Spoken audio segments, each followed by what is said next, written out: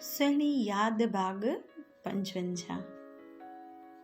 सखी सवाल कईंसि। रेवती चईंसि, हिकु सवाल इलाही देर खां मन में थो थिए, पुछां? रेवती चयो, तूं चुप रही सघे ईअं आहे छा? सखी चयो, बिल्कुलु बि न, पुछंदमि त सही, न त मज़ो ई न ईंदो न। सखी चयो, रेवती, तुंहिंजी ज़िंदगी में रोकी जो कहिड़ो सीन आहे? रेवती अखियूं मथे करे सखी ॾे गुस्से में निहारे चयो, चरी आई छा? ई कहिड़ो सवाल आहे? कुझु बि न, उन मूंखे सिर्फ़ु मदद कई। पप्पा जी हालत ख़राबु हुई, पप्पा जा उते ई रुकिजी वई। वरी वापसि चयो, पप्पा जा बॉस आहिनि, बराबरि न? पप्पा जा बॉस आहिनि न, तुंहिंजा त कोन्हनि। रेवती अखियुनि मां ई सवाल कयो, मतलब? सखी चयो, तुंहिंजे दिलि में छा आहे उन लाइ? रेवती चयो, कुझु बि न, उन सिर्फ़ु मूंखे मदद कई आहे, बसि इन खां वधीक कुझु बि न। पंहिंजे दिमाग़ जा घोड़ा हलाइण बंदि कर, लगाम ॾे, न त 2-3 चाबुकूं घोड़नि जे बदिरां तोखे लॻंदियूं। सखी चयो, मां एतिरो त सम्झां थी हिते तोखे चाबुक कोन्हे, ऐं अॼु त मूंखे बिल्कुलु बि चाबुक कान हणंदी आहे, એટલે मुंहिंजा घोड़ा त हलंदा ई, दिमाग़ खे त बिल्कुलु न रोके सघंदमि। वरी थी पुछां, तुंहिंजी ज़िंदगी में रोके जो छा सीन आहे? तुंहिंजे दिलि में त कुझु कोन्हे, उहो क्लियर थी वियो, तूं चईं थी, पर हुनजे दिलि में? रेवती कुझु बि जवाबु न ॾिनो। सखीअ वापसि चयो, रेवती सचमुच मज़ाक में नथी चवां, हींअर मां रोकी जी नज़रुनि में, दिलि में सचमुच तुंहिंजे लाइ कुझु अलॻि जॻह आहे। तूं ॾिसी नथी सघे, या तोखे ख़बर आहे त इन खां परे थी भॼे?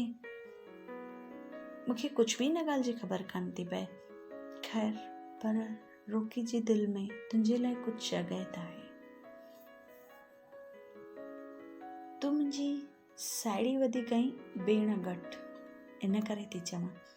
रेवती चयो, हा, तूं सही थी चए, तुंहिंजी सोच सही जॻह ते बीठी आहे। ऐं उनखे ॿुधाइण चालू कयो कि अहिड़ी रीति मूंखे कॉफ़ी ते घुरायो हुयो, ही सभु चयो, सभु कुझु समूरो ॿुधायो। सखी चौंकिजी वई। सखी हुनखे सम्झाइण लॻी, ज़रूरी त न आहे पैसे जी दीवार सिर्फ़ु तुंहिंजे तरफ़ां ई ॿधिजे। थी थो सघे उन जे दिलि में पैसो न, पर दिलि जी जॻह वधीक हुजे। हा, ईअं बि थी थो सघे कि उन जे परिवार वारा शायदि न मञनि, या तूं पंहिंजे पप्पा खे न मञाए सघे। हा, काफ़ी सारे उलझनियूं पैदा थी थियूं सघनि, पर इन जो दिलि त साफ़ आहे न, एतिरो त तूं सुञाणे वई हूंदी आहे। रेवती चयो, हा, उन जो दिलि बिल्कुलु साफ़ आहे, कॾहिं बि मूंसां ग़लति बर्ताव न कयो अथई, ऐं मूंखे मदद बि कई अथई। ऐं त घर मां ई कमु करे मां फाइल वग़ैरह ॾींदी हुयमि, त इहा बि हिकु तरफ़ जी मदद ई आहे। उन वक़्तु त शायदि मां सुञाणींदी बि कान हुईमांसि, पर ईअं ई पप्पा खे हेल्प मिलंदी हुई। इन ताईं ख़बर थी पए कि हिन जो सुभाउ इलाही सुठो आहे।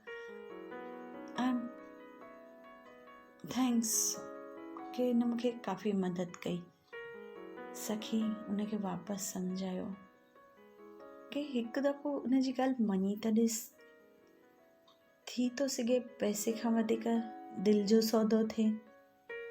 रेवती इनखे सम्झाएसि पई, अमीरी ग़रीबीअ जी दीवार त ठीकु आहे, पर उनजे पापा जो रुतबो शान मूंखे कान थो लॻे कि उहो परिवार मूंखे मंज़ूर करे सघंदो, या छा मुंहिंजे करे रोकी पंहिंजे परिवार जे ख़िलाफ़ वञे या परिवार खां दूर थिए।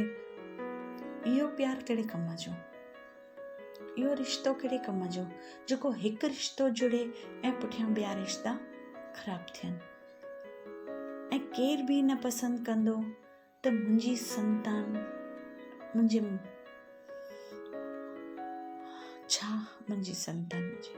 चओ सखी चयो, तुंहिंजो पप्पा उन वटि कमु थो करे तॾहिं मतिलबु हीअं थोरी आहे कि ज़िंदगी भर जो नौकर उनखे के ख़रीद करे लाथो हुजे। अहिड़ो थोरी हिन ज़माने में हलंदो आहे।